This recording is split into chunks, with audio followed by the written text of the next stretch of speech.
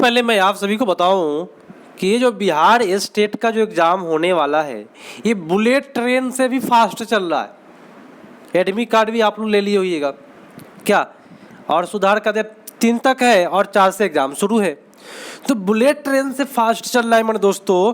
इसी के लिए मैं भी आज पूरे रफ्तार में बुलेट ट्रेन की तरह मैं आपको कराऊंगा 130 प्रश्न भूगोल का। वो भी कौन सा चैप्टर है, तो संसाधन एवं उसके उपयोग, जो क्लास 10th में पढ़ना है। और ये मेरे दोस्तों बहुत ज़रूरी है, क्योंकि संसाधन एवं उसको उपयोग से बहुत सारे प्रश्न बनते हैं।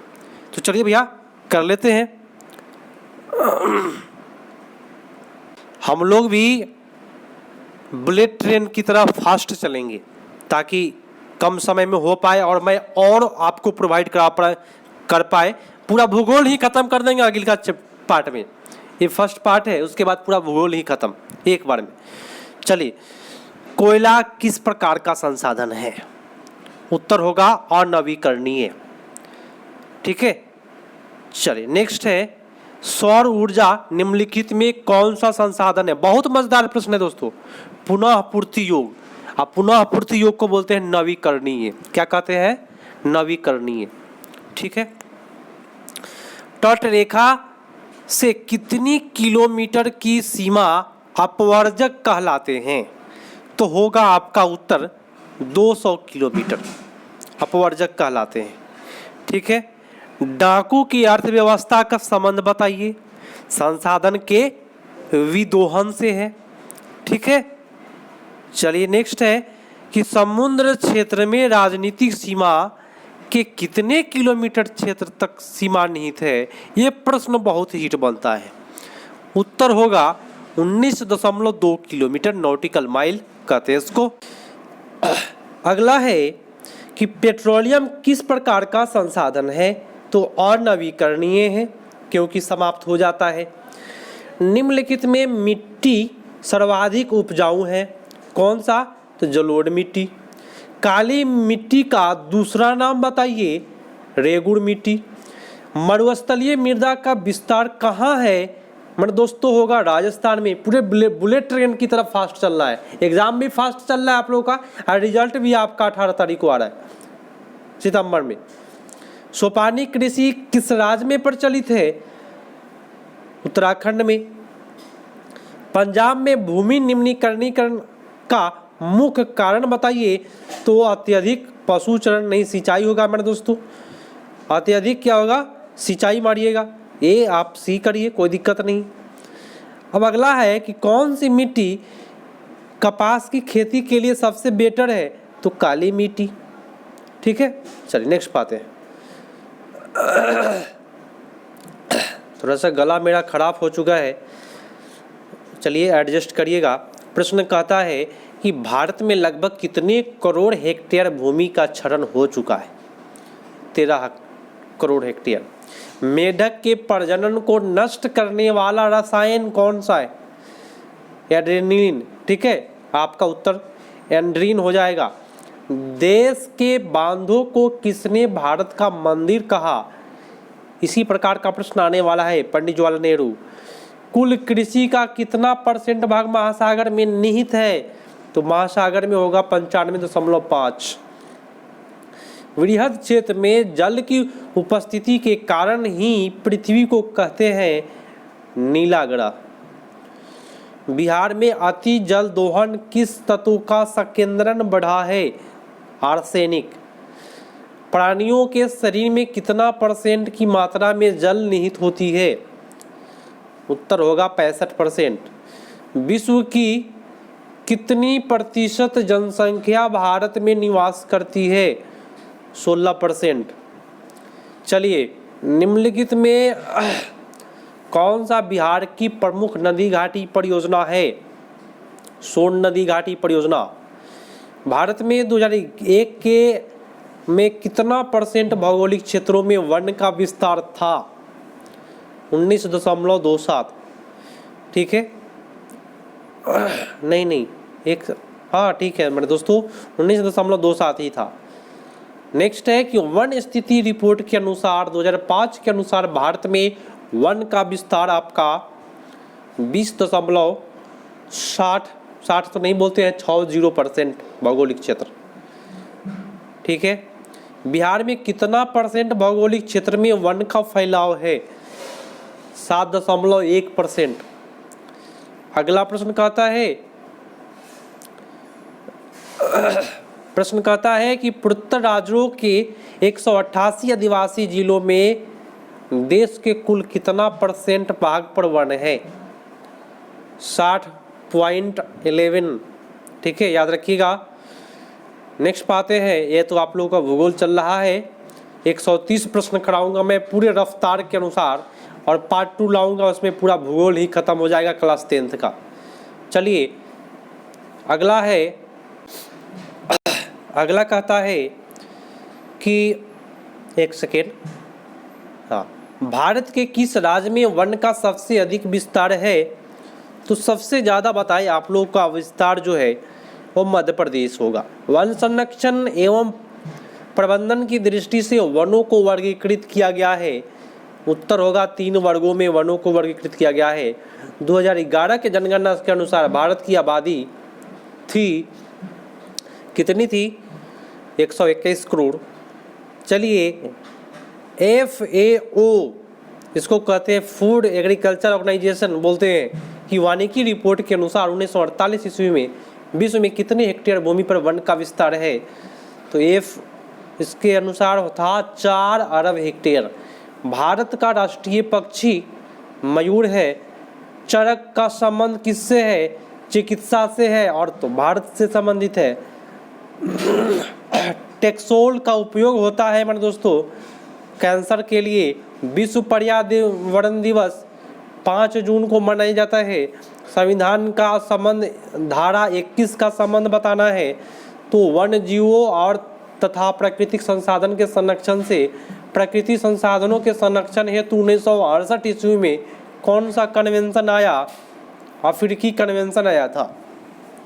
तो बुलेट ट्रेन की तरह चलेंगे, लेकिन मेरे दोस्तों आप लोग भी जरा बुलेट ट्रेन की तरह एक बार जोरदार शेयर कर दीजिए, और अभी तक लाइक नहीं किए हैं तो कर दीजिए, क्योंकि मज़ेदार सेशन मैं आप लोग के लिए लाया हूँ पूरे टॉपिक वाइज जो आपके एग्जाम में आने वाले हैं। कौन सा ऐसा जीव है जो केवल भारत में ही पाया जाता है?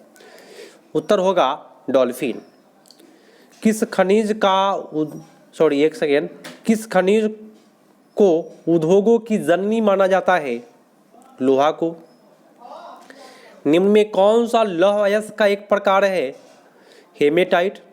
बाकी दोनों जो है वह कोयला का है। ठीक है, भारत का सबसे बड़ा लौह अयस्क उत्पादक राज्य बताना है। कर्नाटक होगा। भारत में लगभग कितने खनिज पाए जाते हैं?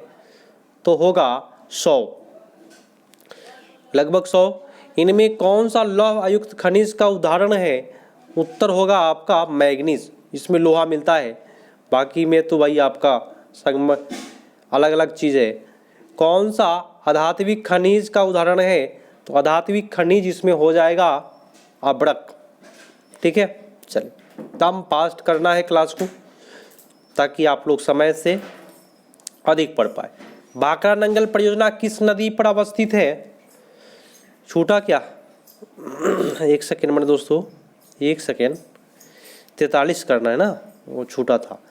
छत्तीसगढ़ भारत का कितना % लौह का उत्पादन करता है? तो छत्तीसगढ़ जो करता है वो 20। मैग्नीज उत्पादन में भारत का विश्व में कौन सा स्थान है? तो मैग्नीज में भारत का स्थान जो है विश्व में 3रा है। 1 टन इस्पात बनाने में कितना मैग्नीज का उपयोग होता है? तो 1 टन बनाने में होगा 10 kg। उड़ीसा किस खनिज के लिए सबसे बड़ा उत्पादक है? मैग्नीज। उड़ीसा में मैग्नीज है। एल्युमिनियम बनाने के लिए किस खनिज की आवश्यकता पड़ती है? बॉक्साइट। देश में तांबे का कुल भंडार बताना है। मेरे दोस्तों होगा 125 करोड़ टन। बिहार झारखंड में देश का कितना % अबड़क का उत्पादन होता है? तो अबड़क होगा 80। सीमेंट उद्योग का सबसे प्रमुख कच्चा माल क्या है? सीमेंट के लिए होगा चूना पत्थर। किस राज्य में खनिज तेल का विशाल भंडार है? उत्तर होगा आसाम में। भारत में किस स्थान पर परमाणु ऊर्जा स्टेशन स्थापित किया गया था? उत्तर होगा आपका तारापुर। कौन सा ऊर्जा स्रोत अनवीकरणीय है? उत्तर होगा कोयला। प्राथमिक ऊर्जा का उदाहरण नहीं है, कौन सा नहीं है? तो विद्युत ऊर्जा। प्राथमिक में होता है कोयला, पेट्रोलियम और सौर ऊर्जा, प्राकृतिक गैस, ये सब प्राथमिक आता है। लेकिन मैंने दोस्तों यहाँ बोला है गैर पारंपरिक में कौन सा नहीं आता है? तो विद्युत जो है वह गैर पारंपरिक स्रोत है। ठीक है, एक सेकेंड में दोस्तों, ये मैंने क्वेश्चन ऊपर वाला किया था। प्राथमिक में आता है कोयला, पेट्रोलियम, प्राकृतिक गैस, विद्युत नहीं आता है। तो प्राथमिक की बात करेगा तो मात्र 3 ही आता है, याद रखिएगा, कोयला, पेट्रोलियम, प्राकृतिक गैस। मैं इसको 2 बार 3 बार इसलिए रिपीट किया क्योंकि ये प्रश्न हिट बनता है। और ये तीनों जो है वह क्या है? जीवाश्म ईंधन है। क्या ऐसा ईंधन है? जीवाश्म ईंधन। और क्या है? अनवीकरणीय है। और क्या है? पारंपरिक स्रोत है। सुन लीजिए कितना बात मैंने बताया, उसको आप लोग याद रखिएगा।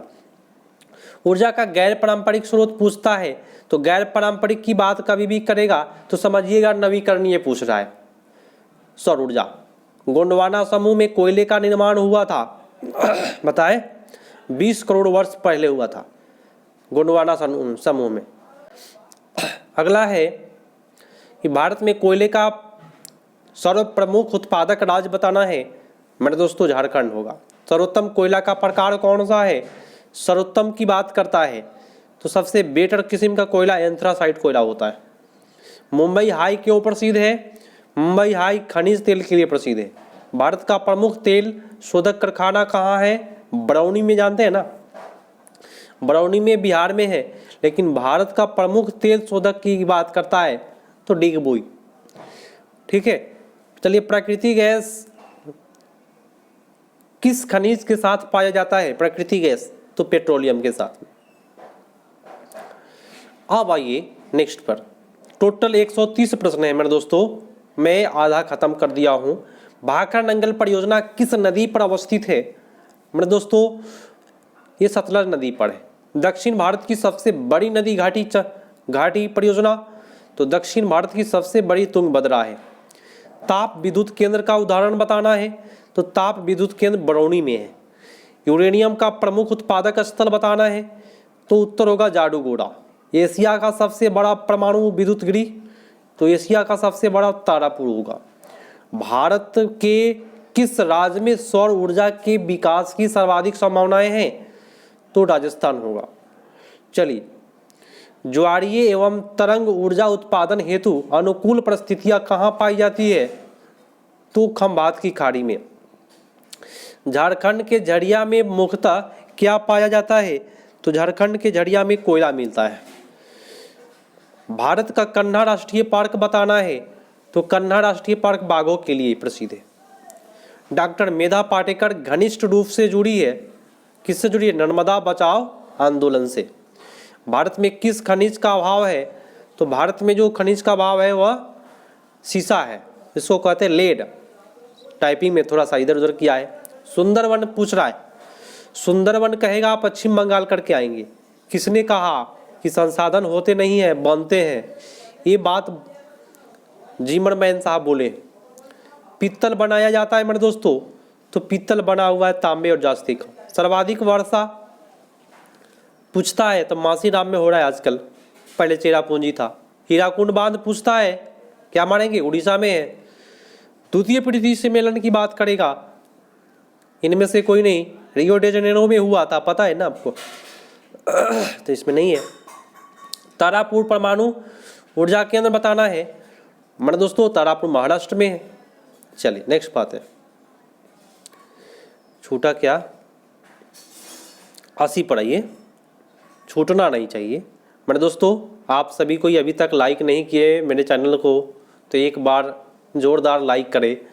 और आप लोग यदि नए हैं ना मेरे चैनल से एक बार सब्सक्राइब कर लीजिए, क्योंकि इस पर शिक्षक से संबंधित जितने भी एग्ज़ाम होते हैं सारे एग्ज़ाम की तैयारियाँ वो भी ट्रिक के माध्यम से, सीटेट की तैयारियाँ तो और बेटर तरीक़ा से ट्रिक से कराया जाता है। और ऑनलाइन ऑफलाइन दोनों चलता है मेरे दोस्तों। निम्न में कौन सा केंद्र शासित प्रदेश है? उत्तर होगा चंडीगढ़। अब कहता है कि भाई निम्नलिखित में कोडरमा किससे संबंधित है? कोडरमा की बात करता है तो कोडरमा लौह अयस्क के लिए है। लौह अयस्क है तो लौह अयस्क क्या है? आणविकरणीय संसाधन है। एशिया का पहला निर्यात संवर्धन क्षेत्र कहाँ स्थापित किया गया? तो एशिया का पहले भारत में। प्रकृति गैस पाई जाती है, उत्तर होगा खनिज तेल के साथ। गोविंद सागर कृत्रिम जलाशय, ये प्रश्न बहुत मजेदार प्रश्न है, भाखड़ा नंगल बांध से जुड़ा हुआ है। सबसे घटिया कोयला पूछे, बहुत मजेदार प्रश्न है, पीट कोयला। आयुर्वेद का जनक पूछे, क्या करिएगा? चरक को कहते हैं। ऐसे धन्वंतरी साहब रहते तो बहुत बेटर होता, लेकिन नहीं है तो भाई यही कर दीजिए। भारत में सबसे लंबा बांध बताना है, जो सबसे लंबा बांध होगा हीराकुंड। अगर हमसे कोई भी एक क्वेश्चन में, एक दो प्रश्न में अगर मिस्टेक होता है तो आप लोग कमेंट करके जरूर उसका आंसर सुधार करने की कोशिश करें, अगर हमसे मिस्टेक हो तो। निम्नलिखित में कौन सा जीवाश्म ईंधन है? जीवाश्म ईंधन पूछता है, सब है भाई, कोयला, प्रकृति गैस, पेट्रोलियम। मैंने आपको बोला कि कोयला, प्रकृति गैस और पेट्रोलियम, ये तीन ऐसे प्रश्न हैं, इसका प्रश्न आना ही आना है। इसको जीवाश्म ईंधन भी कहते हैं, एक और कहते हैं, क्या कहते हैं सुन लीजिए, इसको कहते हैं अनवीकरणीय। एक और कहते हैं, क्या कहते हैं सुन लीजिए, परंपरागत ऊर्जा स्रोत। तो मैंने 2-3 प्रश्न बताया इसका, और ये प्रश्न आएगा। भारत का प्रथम परमाणु विद्युत गृह कहाँ है? तो होगा तारापुर में है। माणिकरण तापीय ऊर्जा संयंत्र किस राज्य में है? माणिकरण की बात करता है हिमाचल प्रदेश। सिंदरी किस उद्योग के लिए जाना जाता है? सिंदरी की बात करता है उर्वरक के लिए। गिर राष्ट्रीय उद्यान की बात करता है, गुजरात में है। पृथ्वी सम्मेलन का आयोजन पूछता है, मैंने बोला रियो डी जेनेरो में, बोला था ना मैंने दोस्तों। भारत में कितने सार्वजनिक क्षेत्र में तेल परिष्करण केंद्र कार्य कर रहे हैं? तो तेल वाले काम करने 18 है। हीराकुंड परियोजना किस नदी पर है? तो महानदी पर है मेरे दोस्तों, ठीक है। अब आइए अगला, भारत में सबसे बड़ा मानव निर्मित जलाशय पूछता है, तो गोविंद बल्लभ पंत सागर, और ये जो है सतलज नदी से अपना पानी लेता है। अब आ जाइए नेक्स्ट पर, मज़ेदार है मेरे दोस्तों, सेशन मज़ेदार है। अब अगला सेशन मैं ऐसा कराऊंगा जिसमें कोशिश करूंगा कि टोटल आपका भूगोल 10th क्लास का मैं ख़त्म कराऊं एक ही वीडियो में। तो आप लोगों का प्यार बना रहेगा, अधिक से अधिक शेयर करिएगा तो भाई मैं ख़त्म करा दूंगा, और नहीं तो भाई कोई बात नहीं।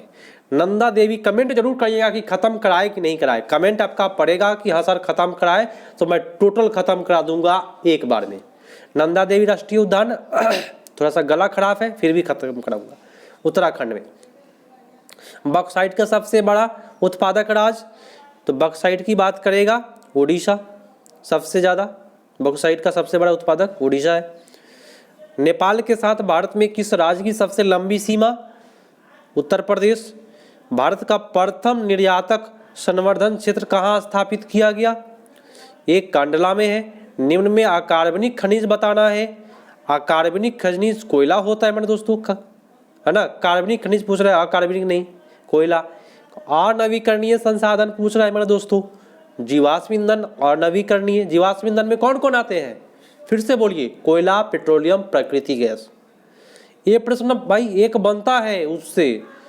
भारत में प्रथम जल विद्युत संयंत्र की स्थापना कहाँ हुई थी? दार्जिलिंग में। भारत में मुख्यतः किस प्रकार का कोयला है? बिटुमिनस सबसे ज्यादा है मेरे दोस्तों, याद रखिएगा, सबसे ज्यादा बिटुमिनस भारत में। भारत की प्राचीनतम कोयले की खान कौन सा है? प्राचीनतम माने पुराना, रानीगंज है पश्चिम बंगाल में, तब झारखंड का झरिया। पहले रानीगंज मारेंगे। नागार्जुन सागर बारे में पूछ रहे हैं, नागार्जुन सागर, तो नागार्जुन सागर जो है ना कृष्णा नदी पर मेरे दोस्तों। निम्न में कौन सा अजैव संसाधन का उदाहरण है? खनिज। द्वितीय पृथ्वी सम्मेलन कहाँ आयोजन किया गया? जोहान्सबर्ग में।